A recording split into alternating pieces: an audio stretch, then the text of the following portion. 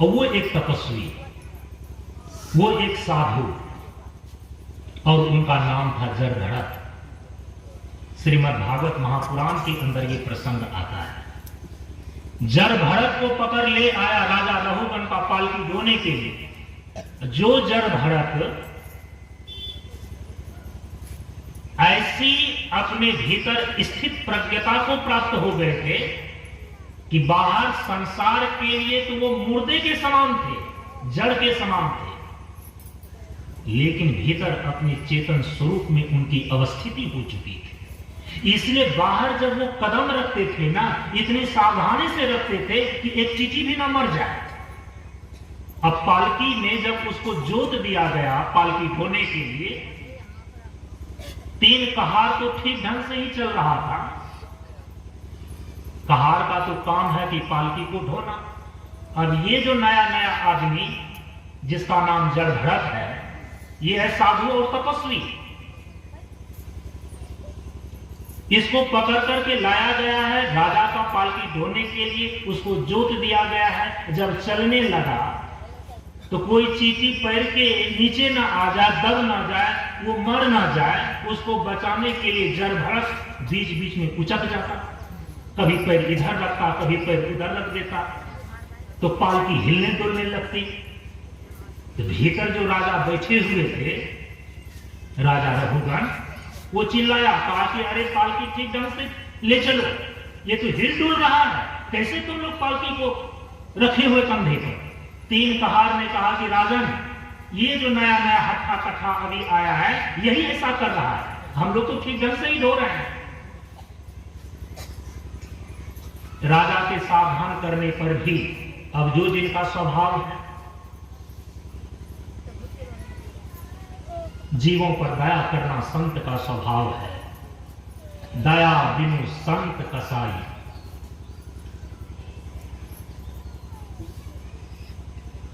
दया करी तो आफत आए। बिना दया के संत कसाई माने जाते हैं, और कई बार संत महात्मा लोग भी यदि बिना विवेक का दया कर दें तो उनके ऊपर भी आफत आ जाती है और उनको झेलना पड़ता है। ये जरभरत वही है जो कि एक मृग के बच्चे के पालन पोषण करने में मृग हो गए थे, और विवेक पूर्वक उन्होंने दया करी। मृगा के बच्चे को ले आए थे, उनकी चिंता होने लगी कि यदि मैं चला जाऊंगा तो इसका देख रेख कौन करेगा। उसी मृगा का चिंतन करते करते जब उनके शरीर का अंत हुआ तो वह मृगा ही बन गया, तपस्वी भरत। लेकिन योगी होने के कारण से पूर्व जन्म की स्मृति थी उनको, वो बड़ी सावधानी से चलते थे। तो दया बिनु संत कसाई, दया करी तो आफत आई। एक बार आफत उसके जीवन में आ चुकी थी, और दूसरी बार ये आफत है कि अब राजा, उनकी पालकी हिल डोल रही है, तो सजा तो मिलनी है। लेकिन जीव पैर के नीचे न दब जाए, दया करने के कारण से अब जीव को बचाने के लिए पैर को जो इधर उधर रख रहे हैं जरभरत, ये करने में पालकी इतना हिल जाता है, इतना वो असंतुलित हो जाता है कि पालकी के अंदर जो राजा रहुगण बैठे हुए थे, वो लुढ़क करके नीचे गिर जाता है। राजा तो रजोगुणी होते हैं, अब उनके क्रोध का क्या कहना। 3 कहार ने तो हाथ जोड़ करके कहा कि इसमें मेरी गलती नहीं है, ये जो हट्ठा कट्ठा है इसी की गलती है, यही उछल करके उचक करके ये पालकी से आपको गिराया है। राजा रहुगण ने क्रोध में आकर के कहा कि शर्म नहीं आती है तुमको, इतना हट्ठा कट्ठा शरीर लेकर के एक पालकी को भी तुम नहीं ढो सकता है। अब जो जरभरत बाहर से जड़ावस्था में थे, लेकिन भीतर तो चेतन स्वरूप में उनकी स्थित प्रज्ञता थी।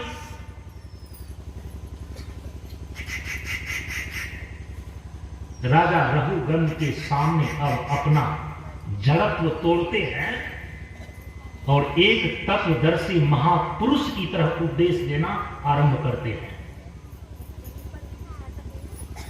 जब भरत ने कहा कि राजन, मैं हट्ठा कट्ठा हूं, ये आपको दिखाई पड़ता है, और आप कह रहे हैं कि तुम्हें शर्म नहीं आती कि एक पालकी को नहीं ढो सकता है। ठीक है, 3 आदमी ने आपकी पालकी को नहीं ढो सका, इसलिए हमको जबरदस्ती इस पालकी में जोड़ दिए। लेकिन मुझे यह समझ में नहीं आ रहा है कि आप कैसे निर्बल पुरुष हैं, गए गुजरे हैं, कि स्वयं के शरीर का भार नहीं ढो पाते हैं, कि 3-3 का हार ढोता है। राजा रघुगण को लगा कि ये तो जीवन में निर्भय होकर के कहने वाला पहला पुरुष मेरे सामने खड़ा है। राजा रघुगण ने कहा कि तुम्हें पता है कि मैं कौन हूं?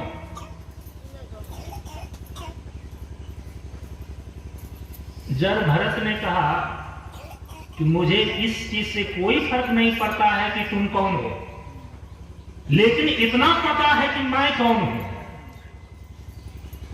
मुझे इतना पता है कि मैं कौन हूं, मुझे स्वयं का ज्ञान है, और तुम कौन हो मुझे इसमें कोई दिलचस्पी नहीं है, कोई फर्क नहीं पड़ता है।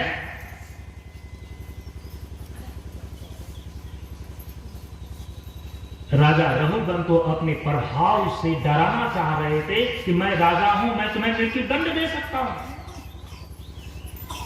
लेकिन जब भरत ने कहा कि तुम कौन हो, मुझे इसमें कोई दिलचस्पी नहीं है, लेकिन मैं कौन हूं ये मुझे पता है। यह है आध्यात्मिक उत्तर। व्यवहारिक उत्तर, प्रश्न उत्तर अलग प्रकार से चलता है। जब आध्यात्मिक संवाद होते हैं ना, इसी स्तर से प्रश्न और उत्तर होता है। राजा रघुगण ने कहा कि तुम्हें भय नहीं लगता, तुम्हें मृत्यु का भय नहीं है।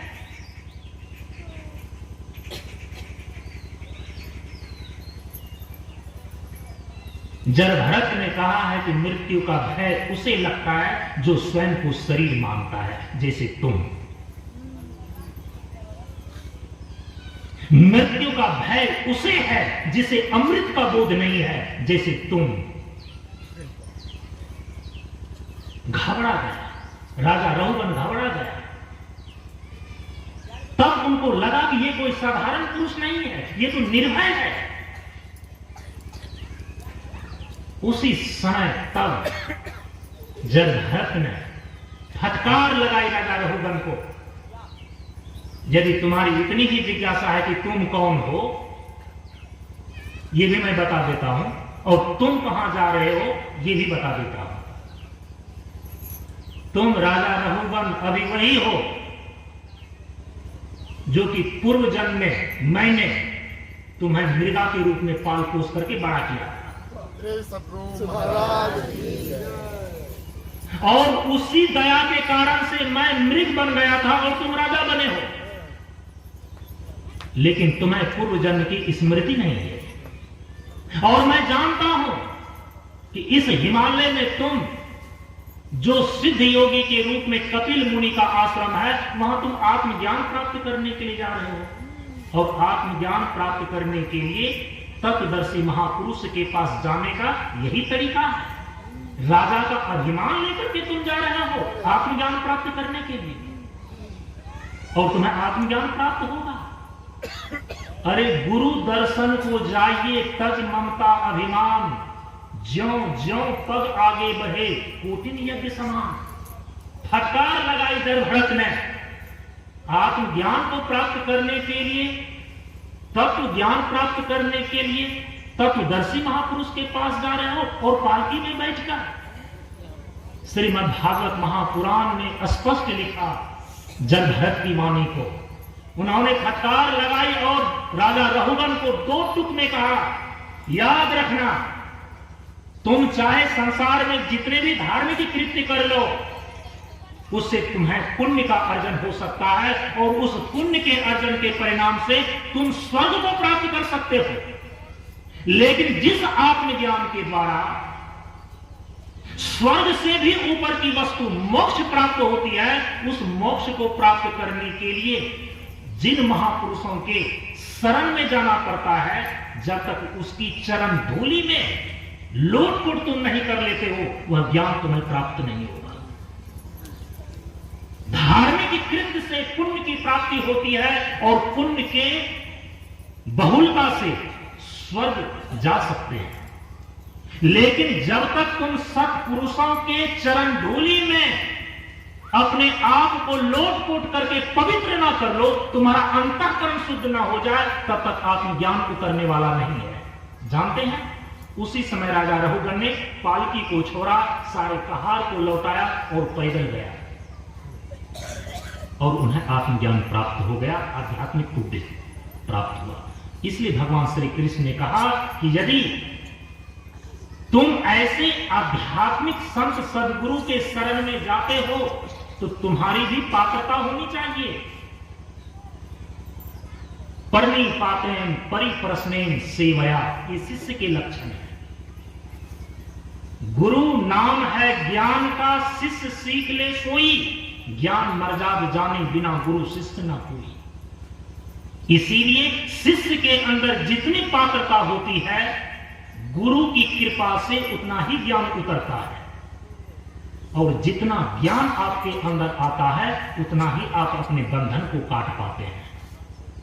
भव सागर से तरने की उतनी ही यात्रा हो पाती है। अब जो भव सागर से तरने के अगले चरण हैं साधन के रूप में ग्रंथ। यदि गुरु की प्रतिष्ठा आपके जीवन में हो गई है तो ग्रंथ में प्रवेश होगा। क्या ग्रंथ की आवश्यकता है? और याद रखना, ग्रंथ का व्युत्पत्ति अर्थ होता है ऐसे सिद्धांत, ऐसे निर्देश जो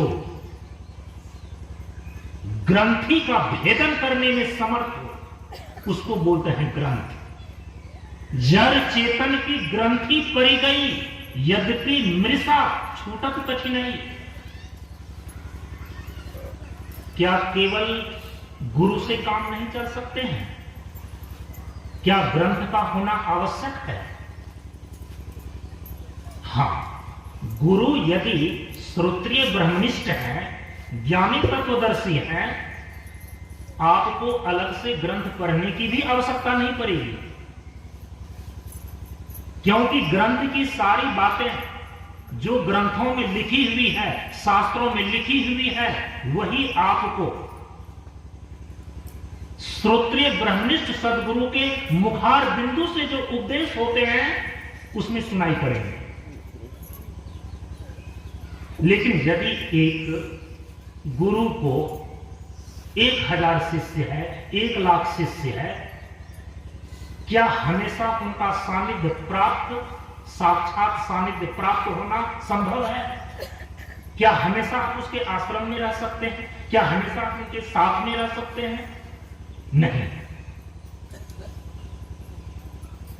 तब उनकी शिक्षाओं को हम प्रतिदिन दोहराते हैं, अपनी स्मृति में रखते हैं। प्रतिदिन पाठ होता है, सदगुरु की सार शिक्षा याद रखनी चाहिए, क्योंकि जो मुख्य उपदेश है दीक्षा के रूप में देकर वो जाते हैं और समय समय पर उनका सानिध्य प्राप्त होता है। और कई बार तो ऐसा होता है कि जिनसे दीक्षा मिला हुआ है, जिनसे साधन विधि मिली हुई है, भजन भेद मिला हुआ है, साधन करने की प्रक्रिया मिली हुई है, उनका शरीर छूट गया और साधन की प्रक्रिया भी पूरी नहीं हुई, तो हम फिर उनकी परंपरा से, जो गुरु की परंपरा चलती चली आ रही है, उनके अपनी परंपरा के आचार्य से अपनी साधन विधि की जानकारी, यदि उसमें कहीं संदेह हो गया हो तो उसको प्राप्त करते हैं, संदेह को मिटाते हैं। इसीलिए गुरु की परंपरा चलती है, आचार्य की परंपरा चलती है। उनकी शिक्षाओं को यदि आप कहीं निबद्ध कर देते हैं, वो ग्रंथ का रूप ले लेता है। उनकी शिक्षाएं क्या है, ये हमेशा हमें स्मरण में बना रहे, हम उसको याद रख सकें। उनकी सार शिक्षा रूप ही ग्रंथ होते हैं। ग्रंथ अर्थात शास्त्र, और शास्त्र का व्युत्पत्ति अर्थ होता है शासनात् इति शास्त्र। जो जिस विषय में विधिवत शिक्षा प्रदान करे, वो उस विषय का शास्त्र कहलाता है। शासनात् इति शास्त्र, शासन प्रदान करने वाला, शासन का अर्थ है शिक्षा। जो जिस विषय में विधिवत शिक्षा प्रदान करे, वो उस विषय का शास्त्र कहलाता है। जैसे काम के विषय में विधिवत शिक्षा प्रदान करने वाला जो शास्त्र है, वो काम शास्त्र कहलाता है। अर्थ के विषय में विधिवत शिक्षा प्रदान करने वाला जो शास्त्र है, वो अर्थशास्त्र कहलाता है। जो धर्म के विषय में विधिवत शिक्षा देने वाला शास्त्र है, वो धर्मशास्त्र कहलाता है। लेकिन जो मोक्ष के विषय में विधिवत शिक्षा देने वाला, विधिवत साधन पद्धति बताने वाला शास्त्र है, उसको मोक्ष शास्त्र बोलते हैं। शासनात् इति शास्त्र। धीरे धीरे सामान्य रूप से ये बातें अभी मान्यता में आ गई है कि हमारे संत महापुरुषों के वाणी के संकलन का नाम ही शास्त्र है।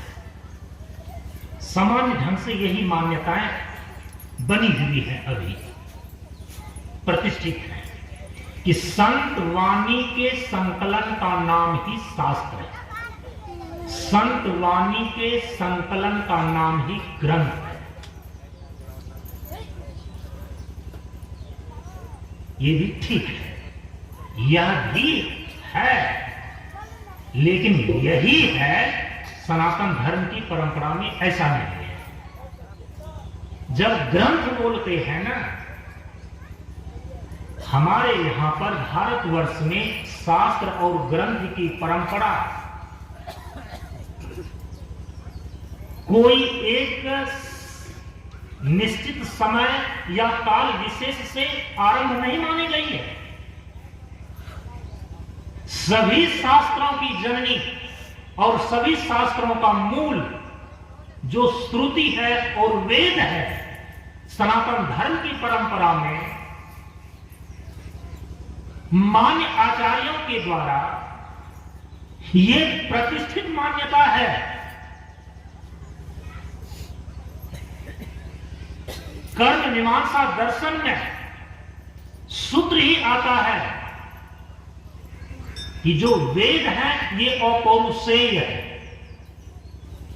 अपौरुषेय का अर्थ होता है यह किसी पुरुष विशेष के द्वारा निर्मित नहीं है। वेद किसको बोलते हैं? अभी सामान्य रूप से लोग इतना ही समझते हैं कि वेद भी किसी ऋषि ने लिखा होगा। जी नहीं, वेद मंत्रों के ऋषि दृष्टा होते हैं, रचयिता नहीं होते।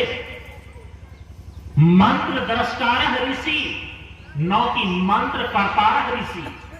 वेद मंत्रों के कर्ता ऋषि नहीं है, वेद मंत्रों के दृष्टा ऋषि है। फिर वेद के मंत्र को लिखा किसने? और यदि ये केवल अभी आपकी मान्यता में बातें चल रही है कि वेद के मंत्रों को भी किसी ऋषि ने लिखा होगा, ये आपकी मान्यता पूरी तरीके से सही नहीं है। यदि संभव हो सके तो इसको सुधार लेनी चाहिए। वेद के जो मंत्र है ना, वो अपौरुषेय है। इसलिए वेद किसी पुरुष के द्वारा लिखा गया कोई किताब नहीं है, पुस्तक नहीं है।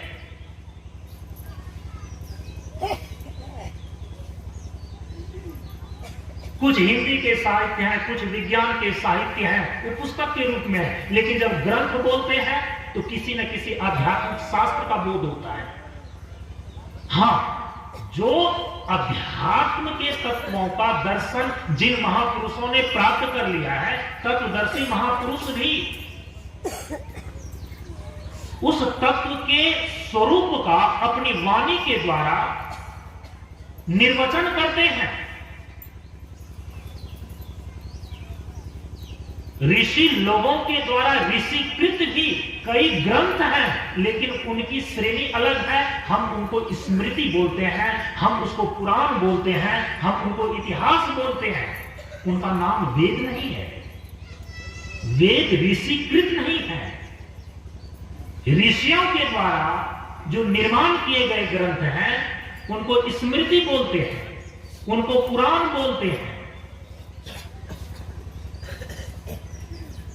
लेकिन जो श्रुति है, वेद है, ये कोई सामान्य पुस्तक नहीं है, ये कोई ऋषिकृत ग्रंथ नहीं है।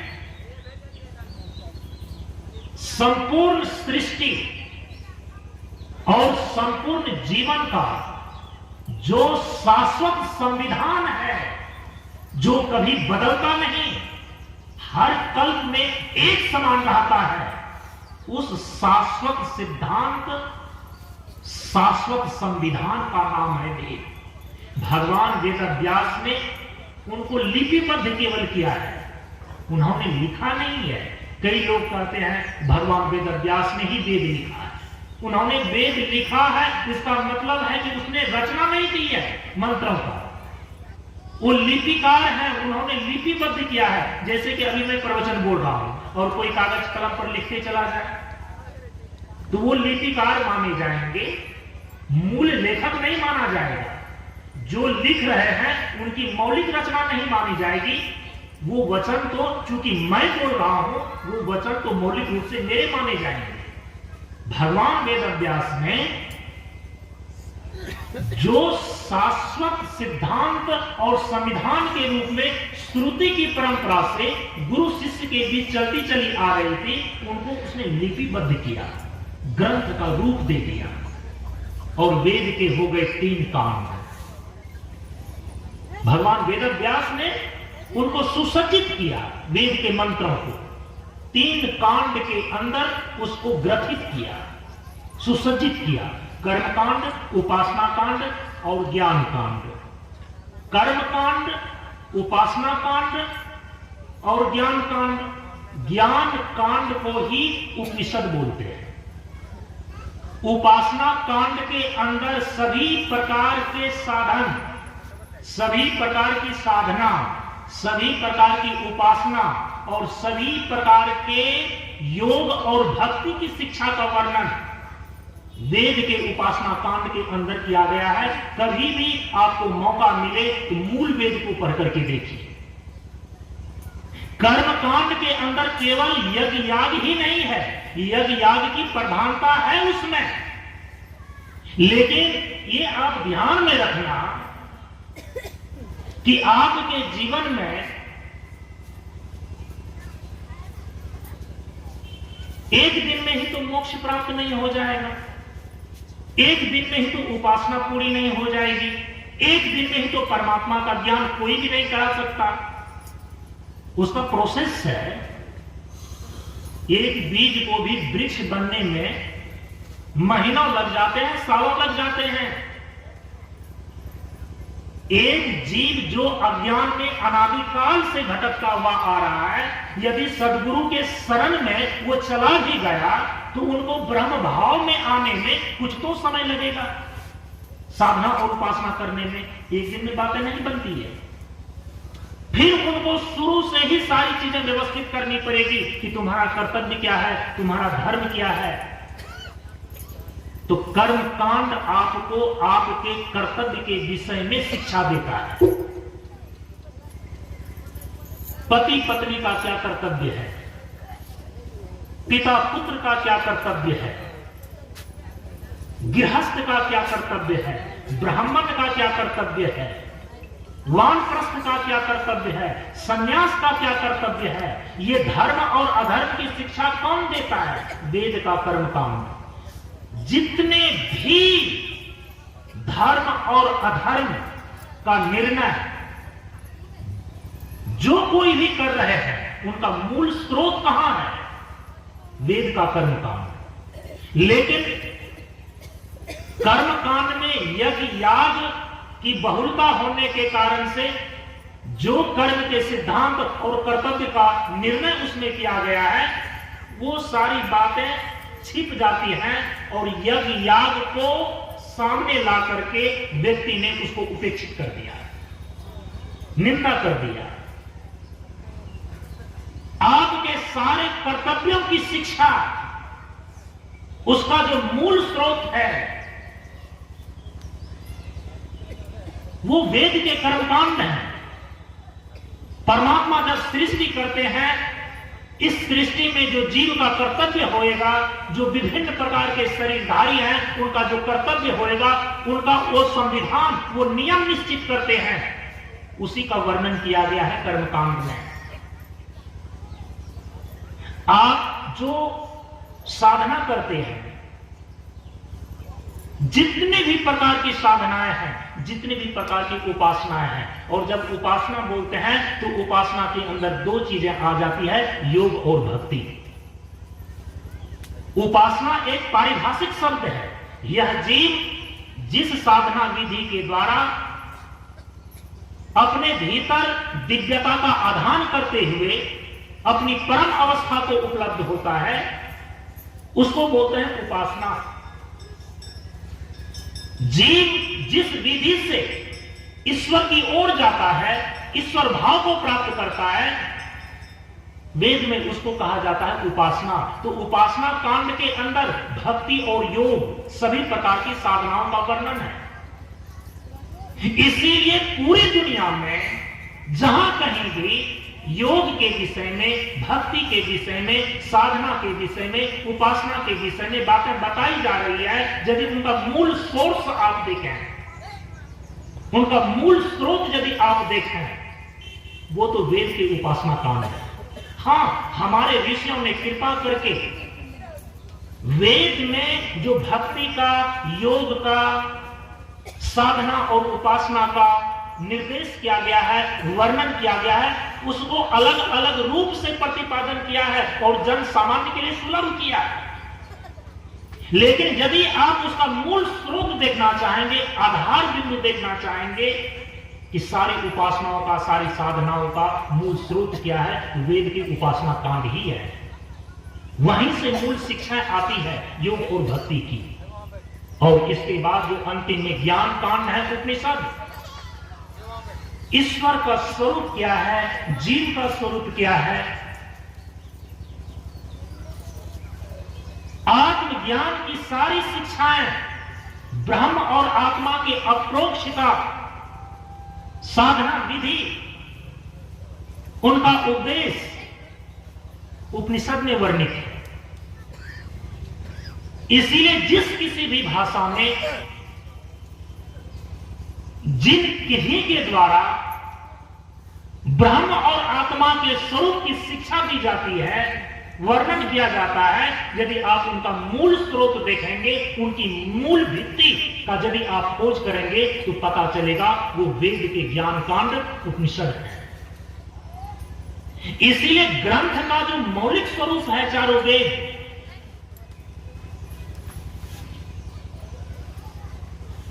जिसमें कि धर्म और अधर्म का निर्णय किया गया, जिसमें साधना और उपासना का वर्णन किया गया, जिसमें आत्मज्ञान और परमात्मा के दर्शन की बातें बतलाई गई,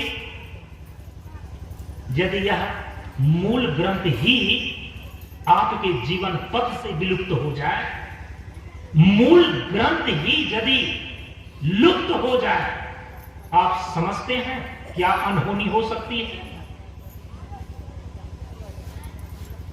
अभी जो इतनी गाथा गा रहे हैं, महिमा गा रहे हैं ना, कि गुरु का इतना महत्व है कि बिना गुरु का भवसागर कोई तर नहीं सकता, ये बातें वेद निर्देशित करता है। समझ रहे हैं इस चीज को? बिना आत्मज्ञान का मुक्त नहीं हो सकते, मोक्ष की सिद्धि नहीं होती।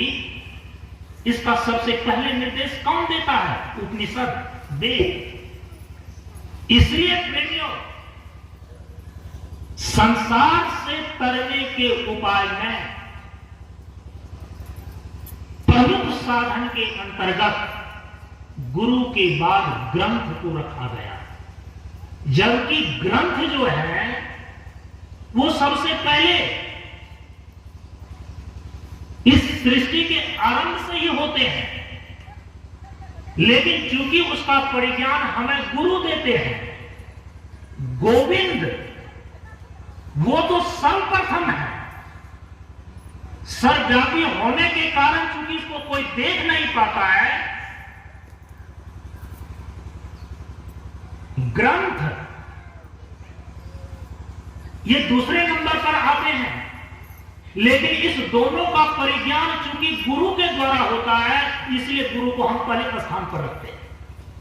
गुरु गोविंद दो खरे काकू लागू पाए, बलिहारी गुरु आपने जिन गोविंद दियो बताए। चूंकि ग्रंथ का मर्म हमें गुरु समझाते हैं, चूंकि गोविंद का साक्षात्कार हमें गुरु कराते हैं, इसलिए गुरु की बलिहारी है। गुरु की बलिहारी इसलिए नहीं है कि वो गुरु है, गुरु की बलिहारी इसीलिए है कि जो ग्रंथ है उसका मर्म वो समझाते हैं। गुरु की बलिहारी इसीलिए है कि गोविंद का साक्षात्कार कराते हैं, इसलिए जो गोविंद का साक्षात्कार कराने वाले न हो, जो ग्रंथ के मर्म को समझाने वाले न हो, फिर आप उनको तो पहुंचे हुए गुरु ही नहीं मानते। तो गुरु का महत्व, गुरु की बलिहारी किस बात से सुनिश्चित होती है? ग्रंथ से और गोविंद से। मेरी बातों को समझ रहे हैं आप लोग?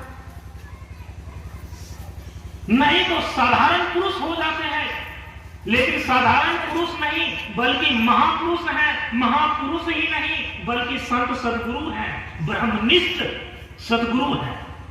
इतनी बड़ी उपाधि उनको कैसे प्राप्त हो जाती है? क्योंकि ग्रंथ के मर्म को समझाने में वो समर्थ है। इसलिए क्योंकि गोविंद तत्व जो ईश्वर तत्व है उसका साक्षात्कार कराने में वो समर्थ है, इसीलिए गुरु की इतनी बड़ी महिमा गाई जाती है। अब थोड़ा सा जैसे सुबह के सत्र में मैंने आपको ऋषि, महर्षि, राजर्षि, देवर्षि, ब्रह्मर्षि, ये 5 श्रेणियां गुरु के संदर्भ में बतलाए थे। अब थोड़ा सा ग्रंथ के संदर्भ में भी 3, 4, 5 श्रेणियों को समझ लीजिए।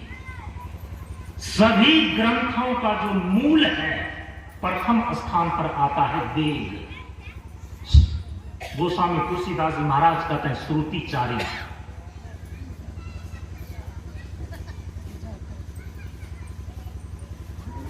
भगवान और परमात्मा का निश्वास भूत और पौरुषे वेद के रूप में जो प्रतिष्ठित है, गोस्वामी जी कहते हैं श्रुति चारी। ये 4 प्रकार के वेद हैं। सभी ग्रंथों का ये मूल है, जितने भी ग्रंथ हैं वहीं से निकले हुए हैं। दूसरे स्थान पर आता है स्मृति। हमारे ऋषियों के द्वारा वेद में जिन जिन विषयों को संक्षेप से कहा गया था, बीज रूप से कहा गया था, सूत्र रूप से कहा गया था, उसी को समय देश काल परिस्थिति के अनुसार से जब विस्तार रूप से निर्वचन किया गया, लिखा गया ऋषियों के द्वारा, तो उस ग्रंथ को बोलते हैं स्मृति। श्रुति किसी ऋषि के द्वारा नहीं लिखे गए हैं, वो अपौरुषेय है। अनादिकाल से वो जब तक ये सृष्टि रहता है वेद के अनुसार से रचित होता है, वेद के अनुसार से चलता है, वेद के अनुसार से ही पूरी सृष्टि का प्रलय होता है। इतना है वेद का महत्व। इसीलिए ग्रंथों में सर्वोपरि है वेद। उसके बाद हमारे ऋषियों के द्वारा जो लिखे गए हैं वैदिक सिद्धांतों के आधार पर, उस ग्रंथ का नाम है स्मृति। जैसे याज्ञवल्क्य स्मृति है, मनु स्मृति है, व्यास स्मृति है, पराशर स्मृति है, इत्यादि। ग्रंथ की जो तीसरी कोटि है, तीसरी श्रेणी है स्मृति के बाद, उसको बोलते हैं पुराण। भगवान वेदव्यास में वेद के सारे विषयों को, चाहे वो कर्मकांड के अंदर हो, चाहे उपासना कांड के अंदर हो, चाहे ज्ञान कांड के अंदर हो, सारे विषयों को प्रतीकात्मक और कथा की शैली में विस्तार से वर्णन किया और उसका नाम पड़ा पुराण। वेद के सारे विषयों को, चाहे वो कर्मकांड के अंदर हो, चाहे उपासना कांड के अंदर हो, चाहे वह ज्ञान कांड के अंदर हो, वेद के समस्त विषयों को कथात्मक शैली में और प्रतीकात्मक शैली में निर्वचन किया, लिखा, तो उस ग्रंथ का नाम पड़ा पुराण। 18 पुराण मुख्य है, 18 उप पुराण है, और कहीं कहीं ऐसा भी वर्णन आता है कि 18 औप पुराण है। लेकिन सारे पुराणों में 2 महापुराण सारे पुराणों का सार है। एक महापुराण है श्रीमद् भागवत महापुराण, जिसकी कथाएं भारतवर्ष में प्रतिदिन हुआ करती है।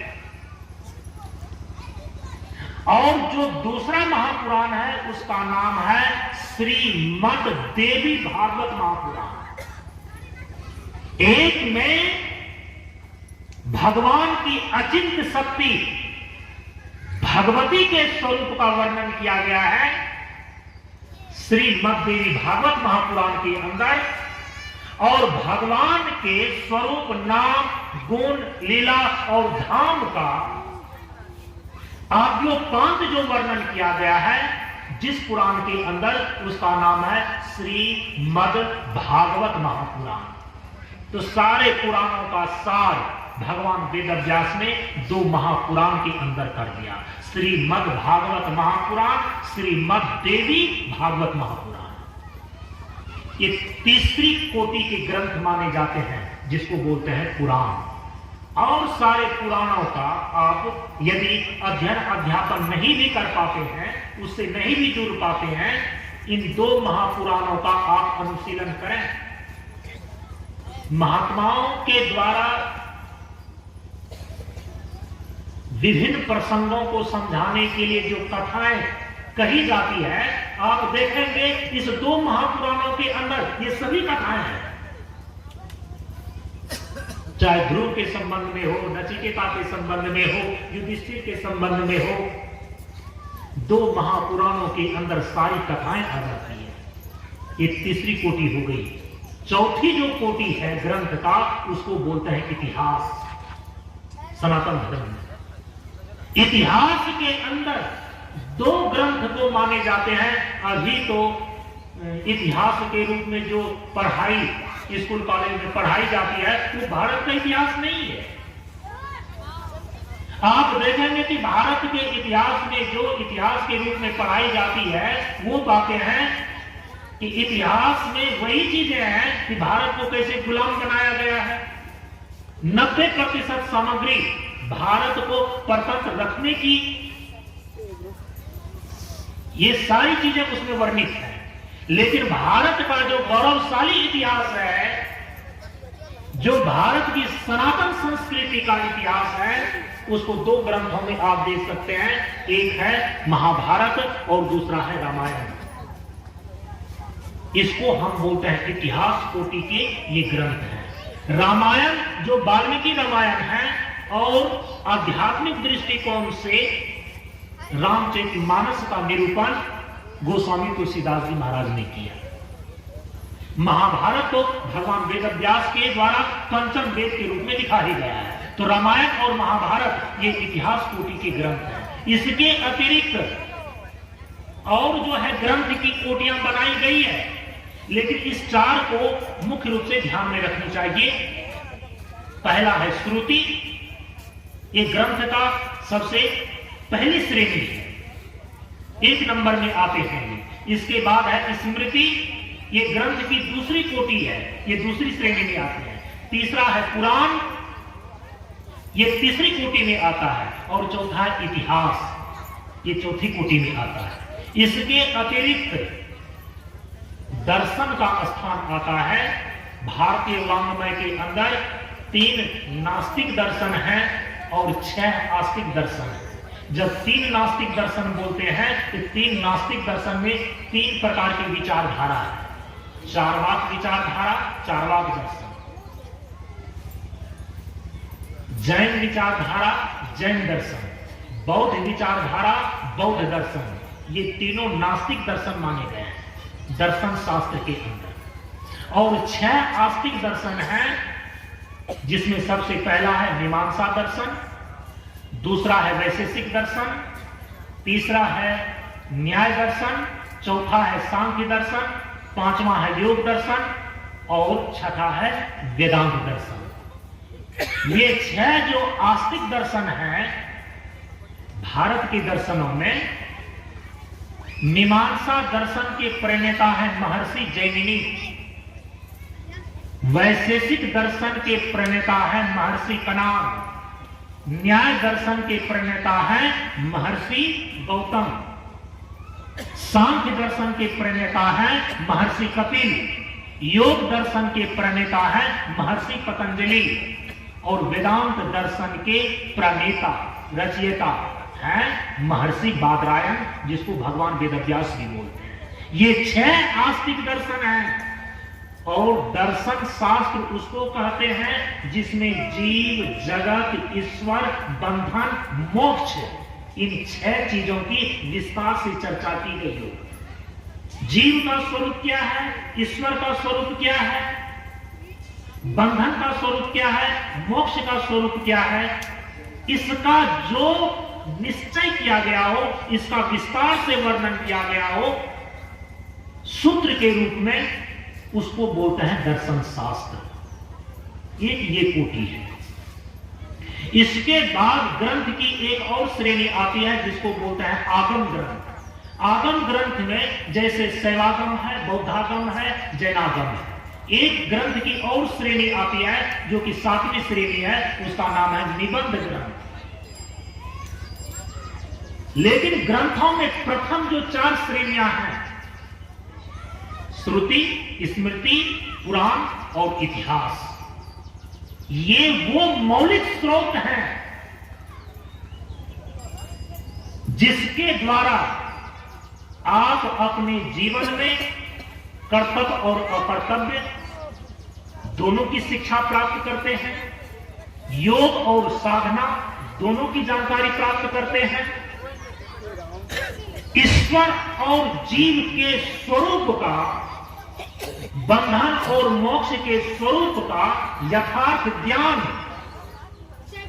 कांड के द्वारा, इन शास्त्रों के द्वारा आप प्राप्त करते हैं।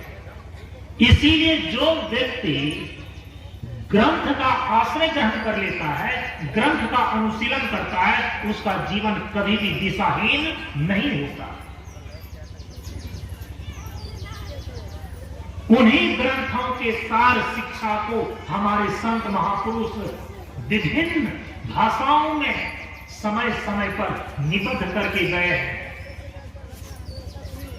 इसीलिए भव सागर के तरने के उपाय में प्रमुख 3 साधनों में दूसरे साधन के रूप में ग्रंथ की प्रतिष्ठा है।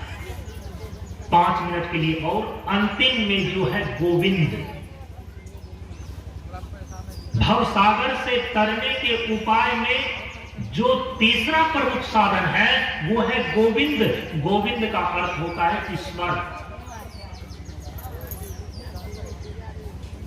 जैसे कि गुरु में सद्गुरु का सानिध्य प्राप्त हो तो भवसागर को आप तर सकते हैं। ग्रंथों में बहुत सारे ग्रंथ हैं, लेकिन उन सारे ग्रंथों में जो आध्यात्मिक ग्रंथ हैं, अध्यात्म शास्त्र हैं, जिसके द्वारा आपको आध्यात्मिक शिक्षा प्राप्त होती है, वे भवसागर करने के साधन बन जाते हैं। ठीक उसी प्रकार से गोविंद तत्व भी है, ईश्वर तत्व भी है। हमारे शास्त्रों में ईश्वर के 3 स्वरूप बतलाए गए हैं। गोस्वामी तुलसीदास जी महाराज कहते हैं सनातन धर्म का जो ईश्वर है उसके 3 स्वरूप हैं। एक अनीह अरूप अनामा अज सच्चिदानंद परधामा व्यापक विश्व रूप भगवाना ते ही देह धरी कृत चरितनामा। ईश्वर का एक स्वरूप है जिसको बोलते हैं सगुण साकार स्वरूप। भगवान का दूसरा स्वरूप है सगुण निराकार स्वरूप। और गोविंद का, ईश्वर का जो तीसरा स्वरूप है वो है निर्गुण निराकार स्वरूप। और हमारे सनातन धर्म में ईश्वर के 3 स्वरूपों की आराधना है, 3 स्वरूपों का ज्ञान है और 3 स्वरूपों की साधना और आराधना उपासना की फलश्रुति बताई गई है। जो भगवान का सगुण साकार स्वरूप है इसकी आराधना और उपासना करके हमारे भारतवर्ष में कई ऐसे संत हैं जो इस भव सागर से तरने का उन्होंने काम पूरा कर लिया। भक्त परवर सूरदास जी ये निर्गुण उपासक नहीं थे, भगवान श्री कृष्ण के बाल रूप की उपासना करते थे। भगवान सूरदास, भक्त परवर सूरदास जी कोई भगवान के सगुण निराकार स्वरूप की उपासना करते हैं।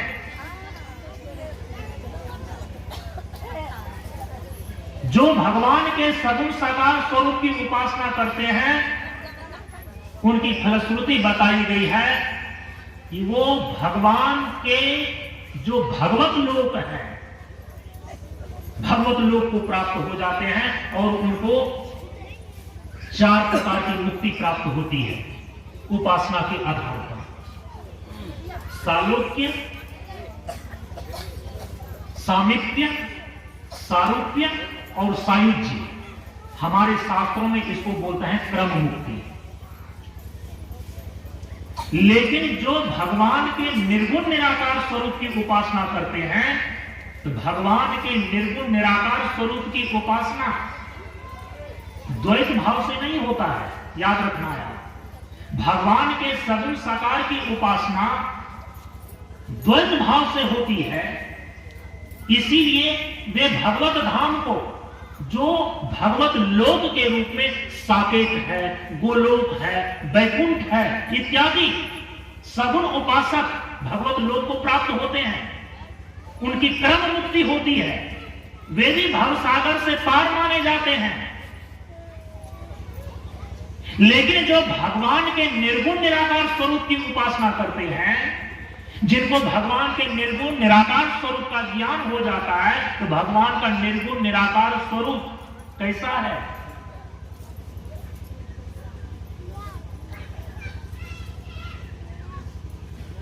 भगवान का निर्गुण निराकार स्वरूप में भेद नहीं है, उसमें भेद बुद्धि नहीं आती। वो अद्वय है, वह अखंड है। यही जीव जब अपने उस ईश्वरीय निर्गुण निराकार स्वरूप का बोध कर लेता है, उसी को बोलता है ब्रह्म भाव। जीव का पारमार्थिक स्वरूप, इसका तात्विक स्वरूप निर्गुण निराकार स्वरूप ब्रह्म है। और जब कोई जीव परमात्मा के निर्गुण निराकार स्वरूप की उपासना करता है, तत्व ज्ञान प्राप्त करता है, जीव और ईश्वर की एकता का बोध प्राप्त कर लेता है, जीव अपने पारमार्थिक स्वरूप में अवस्थित हो जाता है, ब्रह्म भाव की निष्ठा प्राप्त हो जाती है, उसकी फलश्रुति बताई गई है आत्यांतिक मुक्ति। उसकी फलश्रुति बताई गई है सद्य मुक्ति। उसे किसी लोकांतर में नहीं जाना पड़ता, बल्कि परमात्मा के निर्गुण निराकार स्वरूप का साक्षात्कार यह जीव जब अपने पारमार्थिक स्वरूप ब्रह्म भाव के रूप में प्राप्त करता है, ब्रह्मांड में स्थिति इसकी हो जाती है, उनको किसी लोक लोकांतर में वैकुंठ इत्यादि में क्रम मुक्ति के क्रम में नहीं जाना पड़ता, बल्कि स्व शरीर जीवन मुक्ति की अवस्था यहीं पर प्राप्त हो जाती है। उसको बोलते हैं सद्य मुक्ति। हमारे उपनिषद में ऋषियों के द्वारा और संत वाणी के अंदर जितने भी पहुंचे हुए संत हैं, उन्होंने इसी पर जोर दिया है कि परमात्मा के निर्गुण निराकार स्वरूप की उपासना करके ब्रह्म और आत्मा का अप्रोक्ष ज्ञान प्राप्त करो और जीवन मुक्त हो जाओ। कहीं आने जाने की आवश्यकता नहीं है। सद्य मुक्ति की उपलब्धि यह है संस्कृति चक्र की आत्यंतिक निवृत्ति। क्योंकि समय बहुत आगे जा रहा है, मैं अपनी वाणी को यहीं पर अब विराम दे रहा हूं कि हमारे सभी शास्त्रों के द्वारा, हमारे सभी ग्रंथों के द्वारा इस भव सागर से तरने के प्रमुख 3 ही उपाय बतलाए गए हैं। पहला है गुरु, और दूसरा है ग्रंथ, और तीसरा है भगवंत अर्थात गोविंद। गुरु में सदगुरु की शरण को पकड़ लें, ग्रंथों में आध्यात्मिक शास्त्र का अनुशीलन करें, उसके मार्गदर्शन में चलें, सार शिक्षा को ग्रहण करें और गोविंद के निर्गुण निराकार स्वरूप का अद्वैत बोध प्राप्त कर लें, अद्वैत ज्ञान प्राप्त कर लें, संसार की आत्यंतिक निवृत्ति हो जाती है।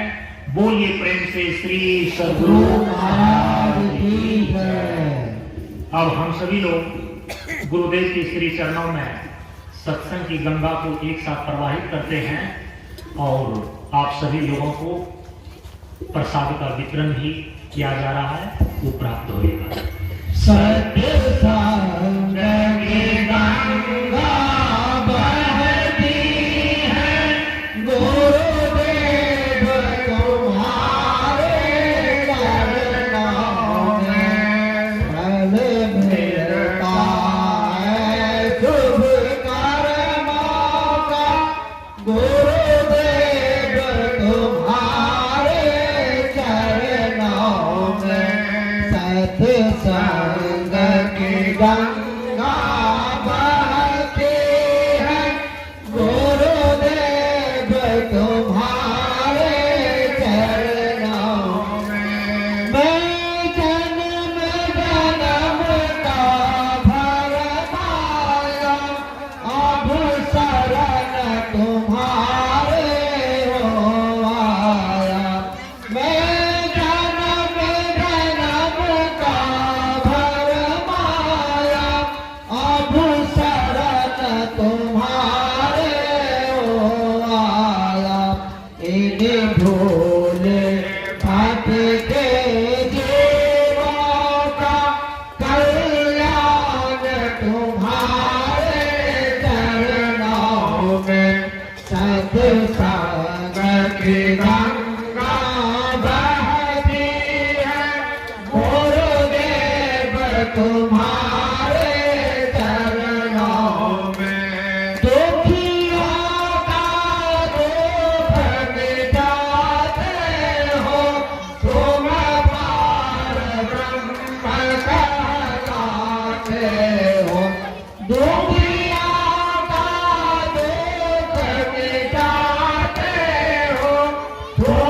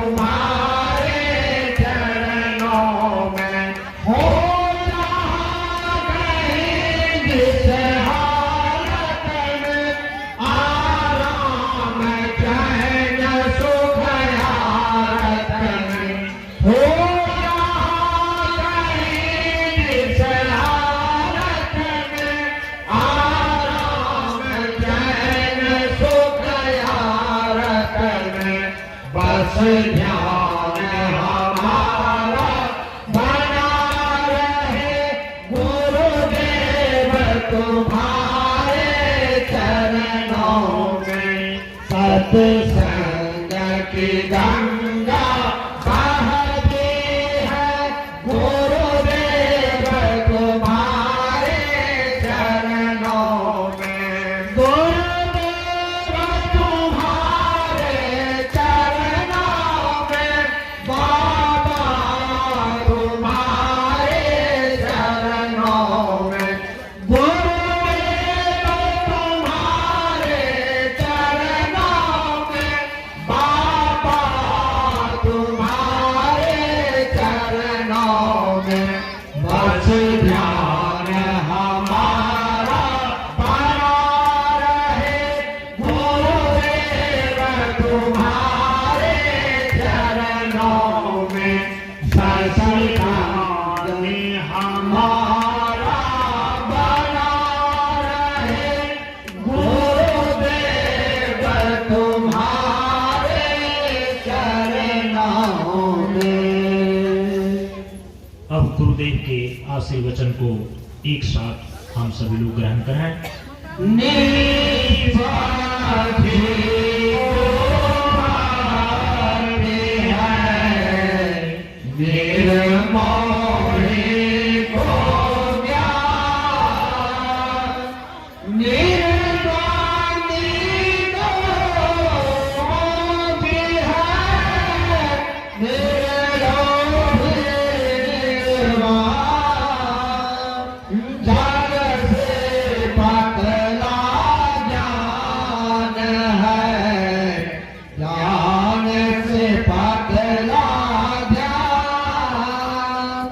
ध्यान से पतला प्राण है, प्राण से है कल्याण।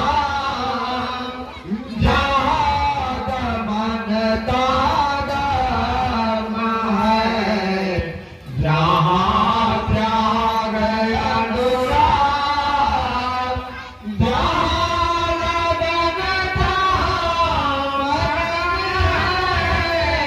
जहाँ धैर्य का डाल, शून्य बराबर सारा है, निराकार में आप सदा शील कल्याण है, करता है निष्ठा।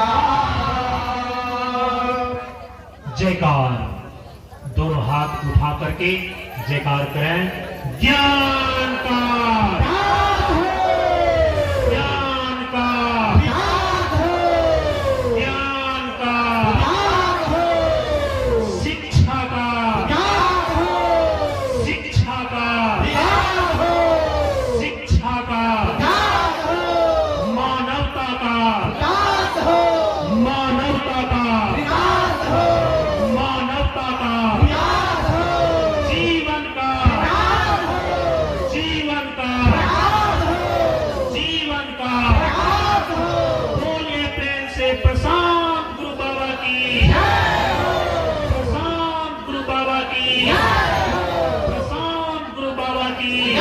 प्रशांत जीवन, प्रशांत जीवन, प्रशांत जीवन। हाथ को नीचे कर लें, शांत भाव से शांति पाठ करें और पीछे से एक साथ बोलें, शांत हो। द्यो अंतरिक्ष पृथ्वी जल औषधि वनस्पति विश्व देवता